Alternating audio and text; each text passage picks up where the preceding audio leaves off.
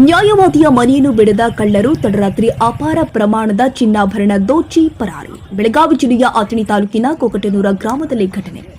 ತಡರಾತ್ರಿ ಮನೆಯನ್ನು ಕೂಡ ಯಾರೂ ಇಲ್ಲದ ಸಂದರ್ಭದಲ್ಲಿ ಕಳ್ಳರು ತಮ್ಮ ಕೈಚಳಕ ತೋರಿಸಿದ್ದು ಅಪಾರ ಪ್ರಮಾಣದ ಚಿನ್ನಾಭರಣ ದೋಚಿ ಎಸ್ಕೇಪ್ ಆಗಿದ್ದಾರೆ. ಬೆಳಗಾವಿ ಜಿಲ್ಲೆಯ ಅಥಣಿ ತಾಲೂಕಿನ ಕೊಕಟನೂರ ಗ್ರಾಮದ ವಕೀಲ ಎನ್ಎ ಕಾವರೆ ಮನೆಯಲ್ಲಿ ಕಳ್ಳತನ ಮಾಡಿದ್ದು 430 ಗ್ರಾಂ ಚಿನ್ನ, 160 ಗ್ರಾಂ ಬೆಳ್ಳಿ, 500 ಗ್ರಾಂ ಬೆಳ್ಳಿ, 50,000 ರೂಪಾಯಿ ದರೋಡೆ ಮಾಡಲಾಗಿದೆ ಅಂತ ತಿಳಿದು ಬಂದಿದೆ. ಇನ್ನು ಘಟನಾ ಸ್ಥಳಕ್ಕೆ ಅಥಣಿ ಹಾಗೂ ಐಗಳಿ ಗ್ರಾಮ ಪೊಲೀಸ್ ಠಾಣೆ ಸಿಬ್ಬಂದಿಗಳು ಭೇಟಿ ಕೊಟ್ಟು ಪರಿಶೀಲನೆ ಮಾಡಿದ್ದು ಕಳ್ಳರ ಚಲನವಲನ ಸಿಸಿಟಿವಿಯಲ್ಲಿ ಸರಿಯಾಗಿದೆ. ಈ ಕುರಿತು ಐಗಳಿ ಪೊಲೀಸ್ ಠಾಣೆಯಲ್ಲಿ ಪ್ರಕರಣ ದಾಖಲಾಗಿದೆ.